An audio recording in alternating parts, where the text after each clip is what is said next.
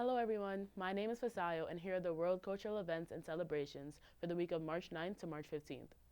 Sunday, March 9th is Daylight Savings Time. It is a practice of advancing clocks to make better use of the longer daylight available during summer.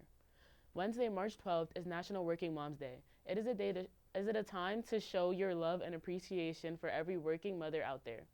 Thursday, March 13th is the Fast of Esther, a Jewish holiday that is taken on Purim Eve, commemorating two communal fasts undertaken by the Persian Jewish community of Shushan in the Book of Esther. It lasts from the break of dawn to sunset. Friday, March 14th is Holi, a Hindu festival celebrated as the festival of colors, love, and spring. It celebrates the eternal and divine love of the deities Radha and Krishna. Friday is also Purim, a Jewish holiday that commemorates the saving of the Jewish. A full moon can be seen at 2:55 a.m. on Friday. The full moon represents completion, abundance, and transformation. And that's it for the world cultural events and celebrations. Don't forget to follow us on Instagram and subscribe to our YouTube channel at TheScholarsNYC. I'm Fasayo, and I'll see you next time.